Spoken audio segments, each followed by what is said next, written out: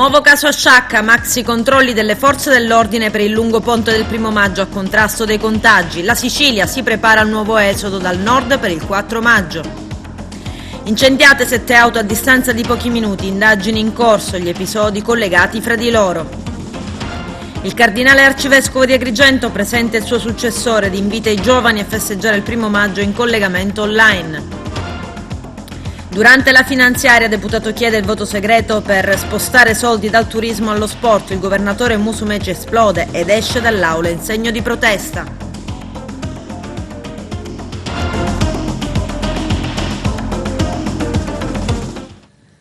Bentrovati gentili telespettatori al nostro appuntamento con l'informazione. Nuovo caso di contagio da coronavirus a Sciacca, ma Agrigento è la provincia con il numero più basso di casi in relazione alla popolazione. Il servizio del nostro direttore Arturo Cantella. Continuano a Sciacca i casi positivi, ieri un altro, portando così a 25 i contagi. Si tratta di persone appartenenti al gruppo di famiglia del caso che si è registrato qualche giorno fa. I guariti si stabilizzano a 17 unità, sempre a Sciacca, e 123 sono i casi di contagi nella nostra provincia. I guariti si sono stabilizzati al momento a 70 persone, così come quelli in ospedale a 11, i deceduti a 13. Aumentano invece i casi di soggetti posti in quarantena a 29 unità. In più, i ricoverati sono sempre distribuiti tra gli ospedali di Caltanissetta con il maggiore numero di ricoverati, 6, 2 all'Arnas civico di Palermo, gli altri divisi tra il Cervello e quello dell'ospedale di Partinico. I tamponi effettuati sono stati 312 nella giornata di ieri, su un totale complessivo di 4.238. Regionalmente il dato che colpisce di più è quello relativo ai deceduti. Ieri non c'è stato alcun nuovo caso, cosa letta abbastanza positivamente da chi analizza il fenomeno, segno che le regole rispettate stanno dando i loro frutti. Così come il dato relativo ai tamponi effettuati, positivi, si attestano a 20 con 2 contagi nuovi, anche loro in netta diminuzione su 2.352 nuovi rilievi effettuati. I ricoverati diminuiscono di 13 unità per un totale di 449, 15 in più vanno in isolamento domiciliare per un totale di 1.696. Intanto ieri è stato dimesso dal reparto di rianimazione dell'ospedale civico di Palermo anche il secondo paziente di Bergamo, di anni 61, trasferito in Sicilia lo scorso 14 marzo a seguito di mancanza posti letto in Lombardia. Il paziente uscito dal Covid-19 completerà le cure in un ospedale lombardo. Marco Maffeis è il nome del malato bergamasco. Ha detto: in questo reparto dell'ospedale di Palermo mi hanno voluto bene, mi hanno amato, pensando ai suoi conterranei che sono morti, un centinaio su 8.000 abitanti. Amerò la Sicilia per la sua diversità. Solidarietà è stata espressa anche dal primo cittadino di Bergamo, il sindaco Gori, che ha dichiarato che la sua città ha un debito con quella di Palermo e che ha promesso tablet e PC per i bambini dello Zen. Di assoluta felicità. Dicevo prima che sono in un padiglione che secondo me, che sono paziente e che non ho nulla a che fare con la medicina, rappresenta un po' la sofferenza, no? Eppure questo padiglione mi ha voluto bene, mi ha amato e mi ha guarito, quindi è tanta roba. Allora io mi sento fortunato e ho sopravvissuto e non so come mai sono stato scelto io. Ci sono in tanti che mancano, anche del mio paese. Noi siamo in 8.500 abitanti, ne sono morti più di 100 e non ci sono più. È inspiegabile, non so cosa dire. Noi veniamo in Sicilia spesso, amiamo la Sicilia, la sua diversità, siamo molto distanti dal barocco che si incontra lungo la strada, eppure c'è una sorta di attrazione. Io credo che sia quasi inutile abbracciarsi, cioè l'ovvietà è l'ovvietà, cioè siamo figli dello stesso mare, insomma. Noi stiamo un po' più in alto, voi un po' più in basso, ma l'acqua è la stessa. questa storia di questi pazienti bergamaschi a cui abbiamo salvato la vita. Ha dei contorni diversi perché ci permette di fare capire, di dare una dimostrazione di come in questa emergenza coronavirus la sanità siciliana abbia reagito in maniera egregia, da chi ci dirige, quindi dall'assessore al comitato tecnico scientifico, i direttori generali delle aziende e poi noi che chiaramente siamo l'interfaccia con i pazienti, che oltre alla professionalità, consentimi di dire, usiamo una grande umanità nei confronti dei pazienti, e quindi credo che sia un ottimo esempio di quello che sta facendo la sanità siciliana di positivo. Partono i maxi controlli delle forze dell'ordine, non sono consentiti spostamenti nei festivi, in campagna o al mare, a presidio del Io resto a casa, pattuglie, droni ed elicotteri, ma nella vicina Calabria riaprono bar e ristoranti. Carmelo Lentini. E scontro tra governo e regione sulla fase 2 e la Calabria è in prima fila perché ha disposto da oggi 30 aprile la riapertura di bar e ristoranti con tavoli all'aperto. Pronta la risposta dal governo che diffida l'ordinanza della regione Calabria che va in direzione contraria al decreto sul lockdown in vigore fino al 3 maggio, poiché, ha dichiarato il presidente della regione Calabria, Iole Santelli, in queste settimane i calabresi hanno dimostrato senso civico e rispetto delle regole, è giusto che oggi la regione ponga il loro fiducia. Sapranno dimostrare buonsenso nel gestire nuovi spazi di apertura che la regione ha deciso di consentire anche oltre il dettato del governo. In Calabria da oggi quindi sono aperti bar, pasticcerie, ristoranti, pizzerie, agriturismo con somministrazione esclusiva attraverso il servizio con tavoli all'aperto. Si tratta di un passo molto importante che il Presidente del Consiglio Conte non condivide e con lui tutto il governo. Ma ci sono i primi movimenti di insofferenza in ogni parte d'Italia e nella regione Sicilia. Anche il Presidente Musumeci e di adottare le misure che risultino compatibili con la situazione epidemica locale. Il 4 maggio, per l'inizio della fase 2, si avvicina. In Sicilia non ci sono grandi fabbriche, ma una diffusa presenza di piccole e medie imprese nel commercio, nel turismo, nell'artigianato e nei servizi. Per cui metterle in condizione di lavorare nel rispetto assoluto delle norme di sicurezza, ha dichiarato Musumeci, è un dovere del governo nazionale. Ma come si appresta a vivere Agrigento alla festa del 1 maggio? Nel segno dell'austerità e delle regole imposte dal governo nazionale. È stato deciso di comune accordo in modalità telematica e in occasione di una riunione tecnica di coordinamento tra il nuovo prefetto di Agrigento, dottoressa Maria Rita Cocciufa, e il questore, dottoressa Maria Rosa Iraci, la pianificazione del dispositivo di controllo del territorio per garantire in occasione del 1 maggio il rispetto delle misure di contenimento del rischio di contagio epidemiologico. Per questo motivo è previsto un grande dispiegamento di forze dell'ordine che vigileranno sul territorio con l'ausilio di pattuglie, droni ed elicotteri. Si temono fughe in massa verso le zone di mare, campagna e montagna.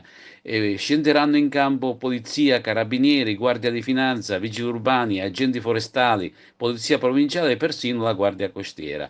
Sarà una provincia di Agrigento blindata al massimo. Chi sbaglia e non darà giustificazioni sugli spostamenti andrà incontro ad una multa salata pari a 533 euro. Tra le iniziative annullate spiccano il tradizionale 1 maggio di Raffadali, dove erano in programma concerti e comizi di piazza, poi il Giovani in Festa e chiaramente le scampagnate fuori porta. Infine, dal 1 e sino al prossimo 3 maggio verranno chiusi tutti i varchi d'ingresso ed uscita dal capoluogo. Paura nuovo esodo dal 4 maggio, posti esauriti su treni, aerei e autobus. La fase 2 sarà un nuovo sud contro nord, tutti comprano biglietti per la Sicilia. Lello Casesa. La Sicilia si prepara alla fase 2 con una fortissima preoccupazione che terrorizza Musumeci ed i siciliani. Dal 4 maggio sarà consentito spostarsi tra le regioni in virtù di comprovate esigenze lavorative, di salute, per tornare al proprio domicilio. E sono tantissimi i siciliani, molti dei quali studenti e lavoratori, che si stanno organizzando per il rientro. Hanno preso d'assalto le biglietterie online per acciuffare un posto e tornare a casa. Da un'indagine condotta dal quotidiano Il Mattino sono praticamente esauriti i posti sui treni e aerei che collegano le due regioni. Ed il presidente Musumeci è netto: nessun passo indietro, la Sicilia non riapre, gli accessi saranno limitati ancora per qualche settimana. Ho chiesto al ministro dei trasporti di mantenere inalterate le norme per l'accesso in Sicilia. Saranno i dati del contagio a suggerirci quando avviare una lenta e graduale riapertura dei collegamenti con il resto del paese. Se l'isola, grazie a Dio, è la regione meno contagiata delle altre, è per la limitazione degli arrivi dal nord e per la disciplina del popolo siciliano. È ancora viva nel paese la fuga da Milano, coi treni presi d'assalto pochi minuti dopo l'annuncio del lockdown da parte di Giuseppe Conte. Immagini che hanno messo a rischio la salute pubblica, visto che si usciva da una zona in piena epidemia. Ed ora il 4 maggio potrebbe verificarsi il bis. Treni, autobus e i pochi aerei nelle tratte verso il sud sono già stati presi di assalto e Trenitalia ha già raddoppiato i convogli. Il presidente della regione, a margine di un incontro in videocollegamento con la conferenza della regione e successivamente con i colleghi governatori di centrodestra, ha chiesto un dialogo con il governo, ma anche l'opportunità di una riflessione. Il decreto del Premier non convince nessuno, non c'è una sola categoria del mondo produttivo che abbia espresso pieno apprezzamento. Nessuno, conclude Musumeci, intende vanificare lo sforzo finora compiuto, soprattutto da noi in Sicilia. Bisogna però ridare respiro alle imprese nel rispetto della sicurezza. Su un tema restiamo fermi nell'isola. Gli accessi saranno limitati ancora per qualche settimana. Finanziaria all'Ars, scontro istituzionale. Il governatore Nello Musumeci abbandona l'aula in segno di protesta. I dettagli nel servizio. Pronti partenza ed è subito stop, altro che iter veloce per la finanziaria regionale che sulla carta e senza alcuna certezza promette di dare 1,5 miliardi a imprese e famiglie siciliane per risollevare l'economia dell'isola. Dopo aver votato il primo articolo, quello sui fondi ai comuni, l'articolo 2, la maggioranza va subito in tilt. Passa infatti un emendamento del Partito Democratico che stanzia 5 milioni di euro, uno in più rispetto all'anno scorso, all'Oasi di Troina, la struttura che assiste disabili mentali e che è stata travolta dall'emergenza coronavirus. Poi scontro durissimo tra il governatore Nello Musumeci e il deputato di Italia Viva Luca Sammartino. L'esponente di Italia Viva chiede il voto segreto su emendamento che toglieva fondi ancora al turismo per darli allo sport. Il governatore va su tutte le furie. Presidente. Signor Presidente, desidero dire con estrema chiarezza che la richiesta del deputato Sammartino non fa onore né a lui né a questo Parlamento. Lei si dovrebbe vergognare, deputato Sammartino. Sì, chiede la parola, tanto io sto lasciando l'aula, stia tranquillo. Nel momento in cui tutta la comunità siciliana si aspetta chiarezza da questo Parlamento, nella legge di stabilità lei chiede di votare di nascosto. Si vergogni lei e chi asseconda la sua richiesta. Io per protesta, signor Presidente, abbandono l'aula e mi creda è un fatto etico al quale non posso assolutamente aderire. Si vergogni, deputato Sammartino. Mi auguro che di lei e di quelli come lei si possa presto occupare ben altro palazzo. Scusate colleghi.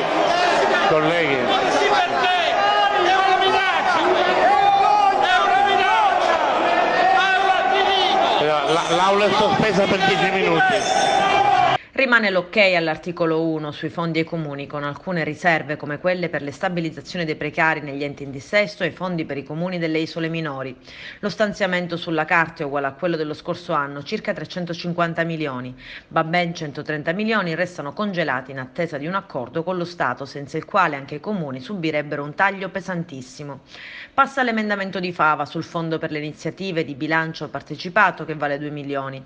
Passa anche l'articolo che consente alle società società sportive che già ricevono fondi dalla Regione, sia professionistiche sia dilettanti, di poter avere gli stessi finanziamenti dello scorso anno, anche se non hanno svolto attività a causa dell'emergenza coronavirus. In ultimo, all'Oasi di Troina arriva un contributo che passa da 4 a 5 milioni di euro.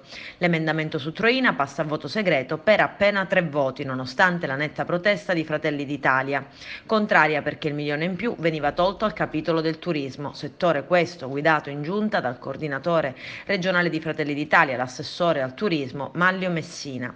Bagarre in aula, i deputati di Fratelli d'Italia escono per protesta e il presidente dell'ARS Gianfranco Miccichè, che già aveva faticato non poco per tenere l'aula, sospende la seduta. A causa dell'emergenza sanitaria in corso è stato annullato il tradizionale raduno giovanile della diocesi agrigentina Giovani in Festa, in programma a Raffadali. Tuttavia il Centro per l'Evangelizzazione dell'Arcidiocesi di Agrigento annuncia che domani, venerdì 1 maggio, l'Arcivescovo di Agrigento, Cardinale Francesco Montenegro, incontrerà ugualmente i giovani dell'Arcidiocesi, invitati a collegarsi online alle ore 19 sul sito istituzionale dell'Arcidiocesi di Agrigento. E alla diocesi di Agrigento arriva un nuovo vescovo, Don Alessandro Damiano, che avrà diritto di succedere all'attuale. Il nostro direttore Arturo Cantella. Nel corso di una diretta sui canali social dell'Arcidiocesi di Agrigento, oggi alle 12 il cardinale Don Franco ha annunciato l'arrivo di un suo coadiutore alla guida dell'Arcidiocesi di Agrigento. Don Franco l'aveva chiesto tempo fa al Santo Padre, che ha accolto la sua richiesta. Oggi la notizia ufficiale, attraverso la comunicazione arrivata dal Santo Uffizio, che ha nominato Alessandro Damiano, originario di Trapani, nativo del 1970, con la carica di vicario a Trapani, come coadiutore di Don Franco. E oggi c'è una novità che devo darvi, è una novità che ci fa piacere. Faccio una breve premessa: quanto avviene l'ho voluto io. Sono stato io a parlare col Santo Padre dicendo che ormai, riducendosi la mia presenza ad Agrigento, ecco, per evitare che si creino dei mesi di vuoto, perché il Vescovo dovrà andare via e poi ne verrà un altro e quindi la vita pastorale ne risentirebbe, ho chiesto di poter avere un coadiutore per poter insieme vivere questi mesi. Alla mia scadenza io andrò via, ma lui continuerà il suo lavoro. E il Papa ha accolto questa mia proposta ed ecco che l'altra sera è arrivata una lettera della Nunziatura Apostolica datata 27 aprile che mi dice così: Eminenza Reverendissima, mi reco a doverosa premura di comunicare a Vostra Eminenza Reverendissima che il Santo Padre ha nominato Monsignor Alessandro Damiano del clero di Trapani, al presente vicario generale della diocesi di Trapani, nuovo arcivescovo coadiutore di Agrigento. La notizia del provvedimento pontificio sarà resa pubblica alle ore 12 di giovedì 30 aprile 2020 e fino a quel momento deve rimanere, come noto, sub segreto pontificio. Accluda ad ogni buon fine il curriculum vitae dell'eletto e c'è l'allegato. Profitto volentieri della circostanza per confermarmi con sensi di profonda venerazione dell'eminenza vostra reverendissima, devotissimo Monsignor Emil Paul Zering, nunzio apostolico.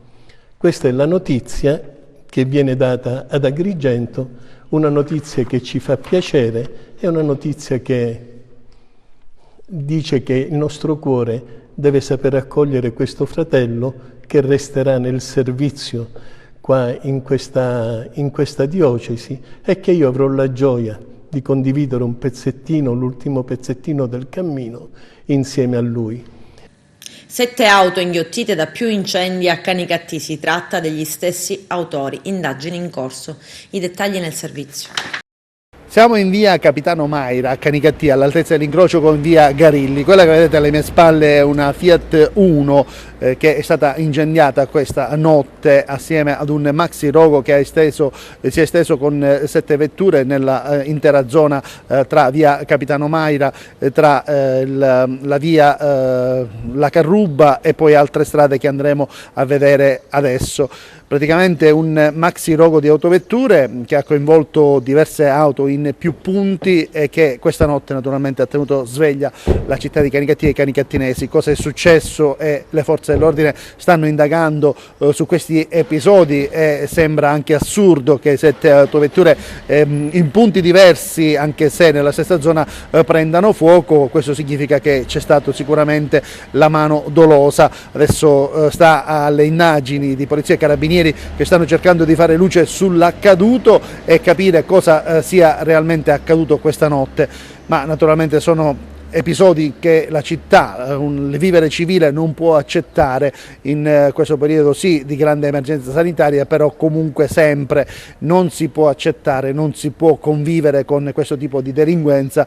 Le forze dell'ordine diano una risposta concreta e immediata a questi fatti e lo stanno già facendo. Una serata infernale, quella appena trascorsa tra le vie Calatafimi, Piemonte e Capitano Maira a Canicattì, dove devastazione, rabbia e caos hanno avuto il predominio. 5 auto distrutte o comunque pesantemente danneggiate dalle fiamme, un incendio che è rimasto soltanto a livello di tentativo e un portone bruciacchiato e annerito dal fumo. Si tratta di 2 Citroen C1 e C3, di una Fiat Uno, di una microcar e di un'autovettura di media cilindrata, tutte macchine che sono state lasciate posteggiate ai lati della strada. E non era tardi, dopo le 21 infatti si è scatenato l'inferno, scattati immediatamente i soccorsi. Idranti alla mano, i vigili del fuoco hanno cercato di fare il possibile per salvare il salvabile. I pompieri hanno spento le fiamme altissime in 3 autovetture, per le altre sono riusciti a far da soli i proprietari. È inquietante, oltre che sospetta,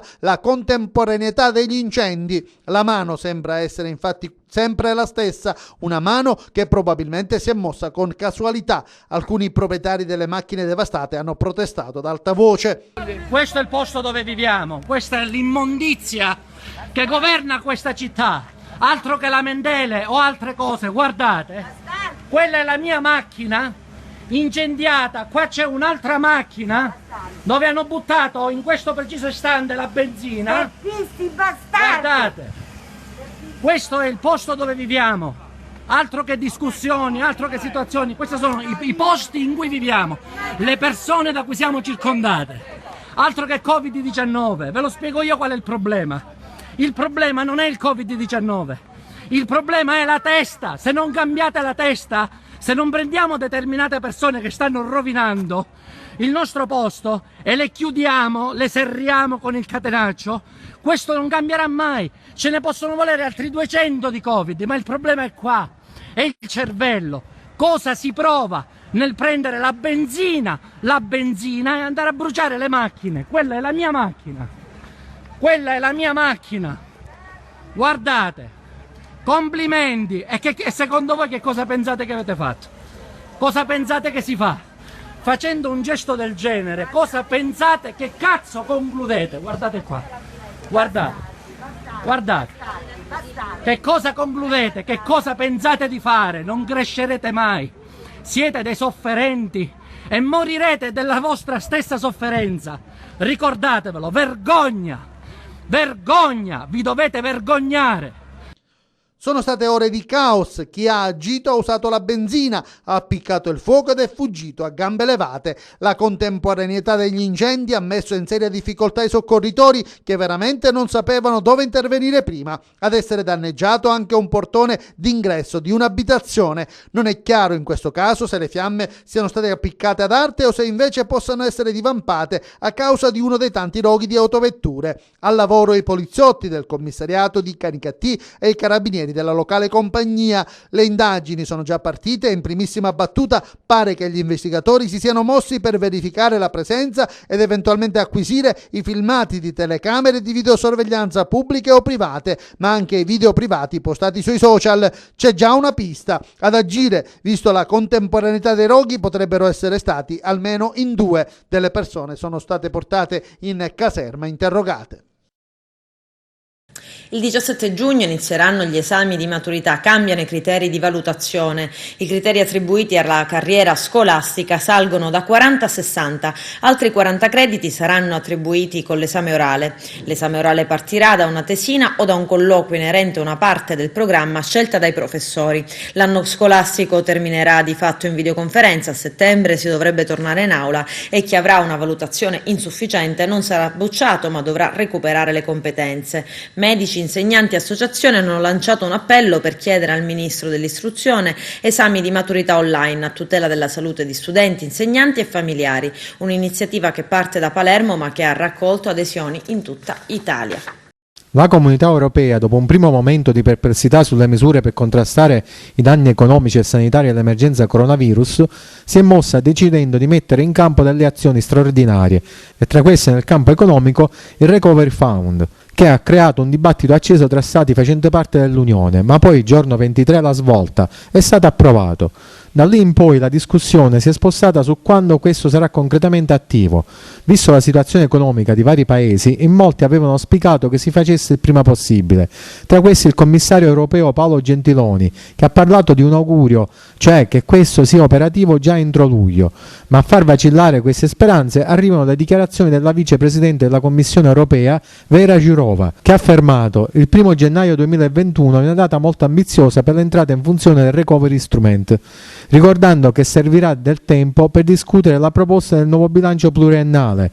Lo ha definito infatti un processo molto impegnativo che richiederà numerosi confronti con gli Stati membri. E la speranza è mettere finalmente d'accordo i paesi del sud, Italia compresa, e gli stati del nord, che hanno espresso ancora pareri contrastanti su alcuni aspetti della misura. Sin da subito c'è chi si sta muovendo per rendere operativo il Recovery Fund a luglio. Ma visto i tempi, qualcuno ha espresso la necessità di cercare di ottenere il massimo dagli attuali strumenti a breve termine, che usano ancora il vecchio bilancio.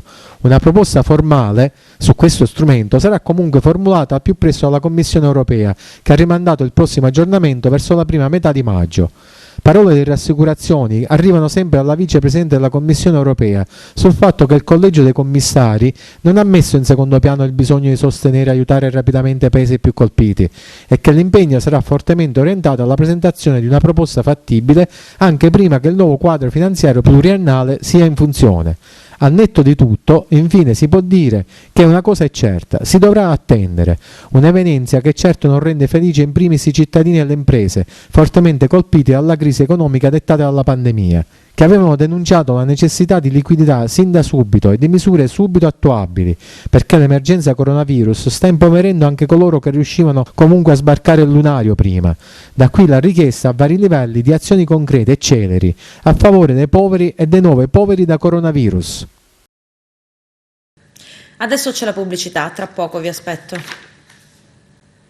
38 anni fa l'uccisione per mano della mafia del dirigente della CGIL e del Partito Comunista Italiano Pio La Torre, figura storica e profetica dei diritti, del pacifismo e dell'antimafia. C'è il servizio. Politica e mafia unita all'economia, un'assurdità che purtroppo esiste e molte volte ha creato dei veri e propri mostri che hanno oppresso il Sud e che oggi li vedono presenti anche in tutte le altre regioni dello Stivale. Quando si parla di questo, subito viene alla mente una domanda: ma come agirebbe Pio La Torre? Una domanda che insiste in questo 38esimo anniversario della sua morte per mano mafiosa. Ipoteticamente ci si dà una risposta. Di sicuro avrebbe reagito con calma, pensando a come sollecitare il popolo alla lotta contro la mafia, come politicamente non permettere ai tentacoli di espandersi, quindi una lotta culturale dentro e fuori le istituzioni, ma principalmente come togliere linfa vitale a questa, cioè attaccando tutto ciò che è denaro, utile all'alimentazione della sua forza. Pensando alla sua uccisione, non possiamo non pensare alla legge Rognoni-La Torre, che introdusse il reato di associazione per delinquere di tipo mafioso nel codice penale italiano. Fu approvata dal Parlamento italiano il 13 settembre 1982, a seguito del suo omicidio e quello del prefetto di Palermo, il generale Carlo Alberto Dalla Chiesa, avvenuto il 3 settembre nella strage di Via Carini. Questa legge è un esempio di come, se vuole, la politica può reagire. Dopo 38 anni, il suo nome e il suo volto e quello di chi è morto con lui, cioè Rosario Di Salvo, ispirano lotta ferma e azioni di sensibilizzazione, perché non vinca l'omertà, chi utilizza il potere per la sopraffazione e l'economia non per lo sviluppo, ma per affari loschi, creando solo povertà. Un insegnamento, quello di Pio La Torre, che ancor di più oggi deve essere portato avanti e fatto presente alle nuove generazioni, perché il suo pensiero e quello di altri eroi della resistenza contro l'oppressione della mafia possa ispirare una nuova società, che è possibile, bisogna essere fiduciosi e combattere per questo. Se questo non accadesse non avremmo capito niente di Pio La Torre e quindi inutili e ipocrite risulterebbero le commemorazioni. Quel 30 aprile 1982, alle ore 9:20 circa, la mafia non ha ucciso solo il dirigente del Partito Comunista, ha ucciso anche un uomo di libertà e di lotta, uno che sapeva andare oltre l'appartenenza politica e coinvolgere tutti, ma di sicuro non ha cancellato il suo pensiero e le sue intuizioni, che ancora oggi sono patrimonio di chi in prima linea non dà tregua ai mafiosi e di coloro che tramandano il suo pensiero alle nuove generazioni, che in più casi hanno messo in evidenza l'importanza della figura di Pio La Torre, una figura che spesso ha anche idee utili per il futuro. I carabinieri di Naro hanno arrestato 2 uomini, un 46enne di Canicattì e un 29enne di Caltanissetta, che avevano tagliato e accatastato abusivamente ben 10 tonnellate di legna nei boschi intorno al paesino agrigentino, privando di numerosi alberi il patrimonio boschivo della regione siciliana. In questi giorni in cui sono ancora più intense le misure di contrasto alla diffusione del coronavirus, le pattuglie dei carabinieri perlustrano senza sosta tutto il territorio, tanto le vie dei paesi quanto le zone di campagne boschive, naturale ritrovo per picnic e momenti conviviali. Proprio durante una di queste perlustrazioni, i militari hanno visto 2 uomini a bordo di un Caterpillar trainare un carrello strabordante di legna appena tagliata. I soggetti, conosciuti dai militari, non hanno avuto altra scelta che ammettere le proprie responsabilità e hanno accompagnato i carabinieri alla casa rurale di uno dei 2, dove a seguito di una rapida perquisizione si è potuto accertare il fatto. I 2 sono stati sottoposti agli arresti domiciliari in attesa della convalida come disposto dall'autorità giudiziaria. Sono arrivati in serata a Porto Empedocle 100 migranti, 49 uomini, 44 donne e 7 bambini, con un barcone stracarico approdati martedì direttamente al molo Favarolo a Lampedusa. Ad accoglierli al Porto Empedoclino un massiccio dispiegamento di forze dell'ordine, il dottore Franco Miccichè, referente di igiene pubblica a Porto Empedocle, e il sindaco Ida Carmina. Dopo le visite di routine, gli immigrati sono stati trasferiti al centro di Pozzallo. I migranti sbarcati dal traghetto di linea indossavano questa volta le mascherine di protezione. La conclusione in tempi record della costruzione del nuovo ponte di Genova testimonia, qualora ve ne fosse ancora bisogno, che l'Italia viaggia a 2 velocità. Ciò non è sfuggito a Lillo Firetto, sindaco di Agrigento, che commenta: Genova festeggia il varo del nuovo viadotto che sostituirà il Morandi 623 giorni dopo il tragico crollo del 14 agosto 2018, meno di un anno di lavori. Oggi si parla di un modello per l'Italia che sa rialzarsi in piedi e ricominciare. Ad Agrigento il nostro viadotto Morandi è stato chiuso nel marzo 2015, riaperto dopo alcuni interventi e richiuso nel maggio del 2017. I lavori dovrebbero terminare nel 2021. Il governo dovrà impegnarsi a far ripartire l'Italia a una sola velocità, conclude Firetto. Il titolare di un'attività di Messina in segno di protesta ha iniziato lo sciopero della fame. Guardate. Noi purtroppo andremo a morire perché continuando così non abbiamo possibilità. Così come tanti commercianti italiani è stato costretto ad abbassare la saracinesca e non sa come e quando potrà riaprirla. Marcello De Vincenzo, titolare di uno dei locali messinesi chiusi ormai da 2 mesi, ha deciso di intraprendere lo sciopero della fame per attenzionare i problemi della sua categoria. Già prima dell'emergenza coronavirus la situazione economica era critica, ma adesso si rischia la chiusura definitiva delle attività commerciali. Nel giorno in cui i titolari e gestori di bar e ristoranti hanno consegnato simbolicamente le chiavi al sindaco di Messina, Marcello De Vincenzo ha deciso di avviare uno sciopero della fame. È assurdo solo pensare di farci riaprire in queste condizioni, spiega, e non abbiamo avuto ancora nessun aiuto. Il fine di tutto questo quale sarà? La morte delle attività.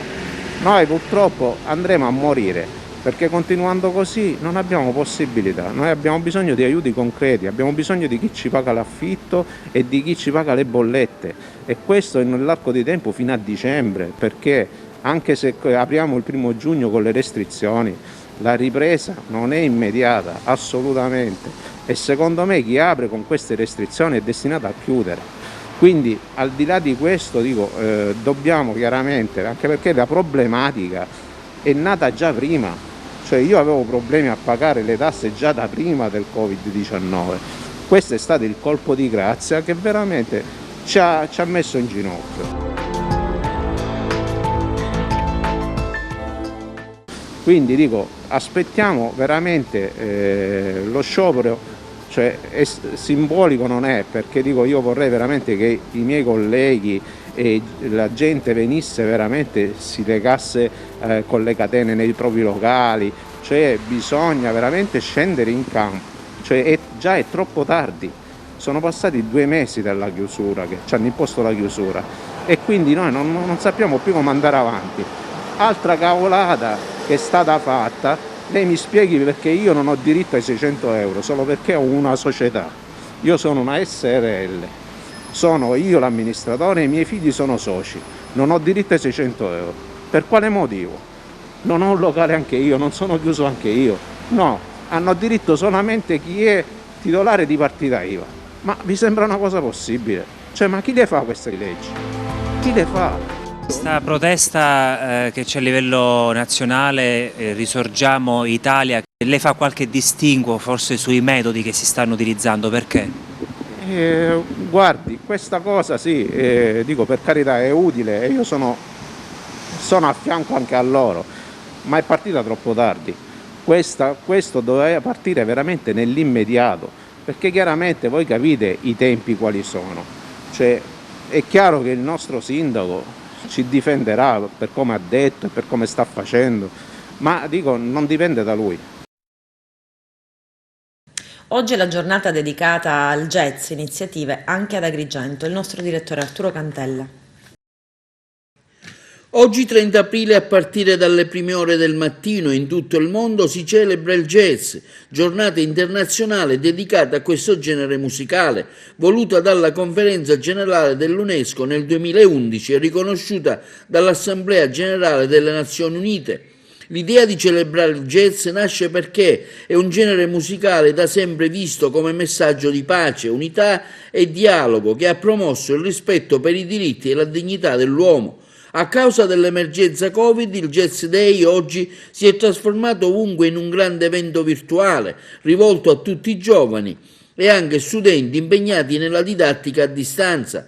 Tra i promotori di un'iniziativa, tra questi anche gli amici di Panica Musica, che oggi su Facebook hanno incoraggiato a pubblicare video realizzati in casa per rendere omaggio alla giornata internazionale, nella consapevolezza che la musica ha il grande potere di avvicinare i giovani soprattutto al confronto e a creare momenti di socializzazione. Il primo video pubblicato sulla pagina del gruppo Iatu Quartet allievi del Toscanini di Ribera in un loro arrangiamento di un noto brano jazz del 1937, Caravan. Il gruppo, formato da Francesca Bongiovanni, la voce di Mauro Patti alla batteria, Rosario Montalbano al basso e Davide Lauricella alla chitarra.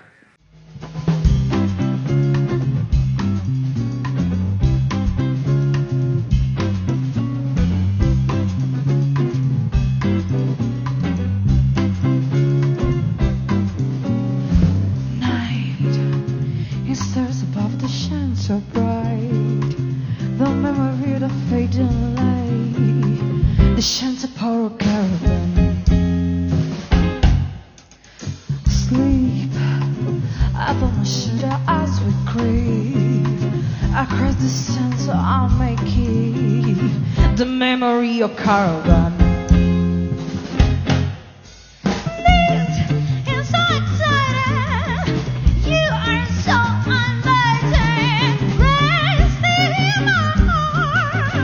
There's a man in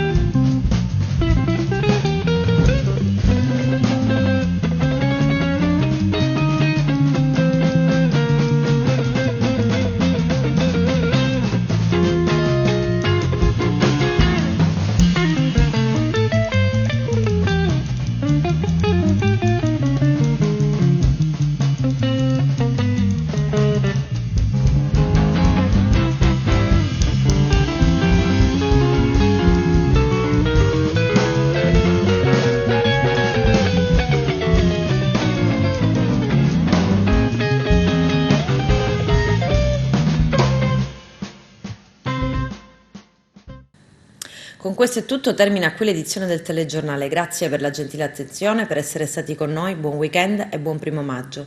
Prima della sigla c'è un video. A presto.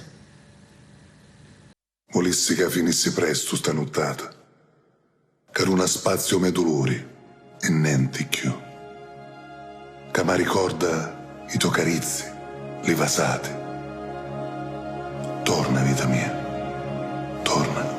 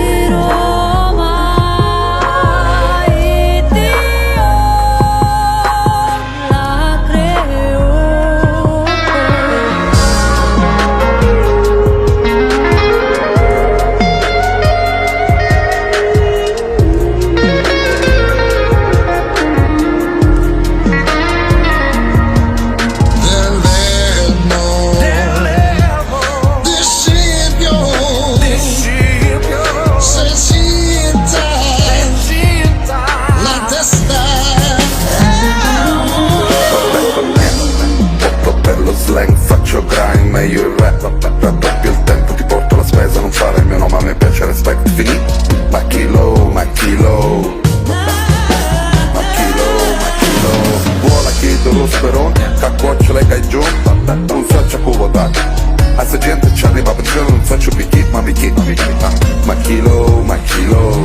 movimento,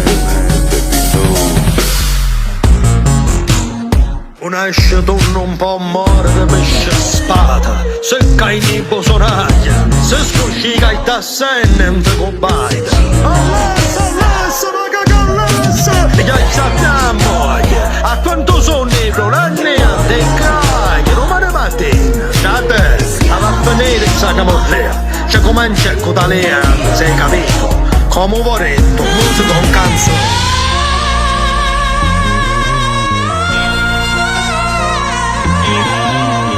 Con i camici bianchi di un'Italia che non si nasconde, fatta di uomini, fatta di donne, il coraggio difende, la paura confonde.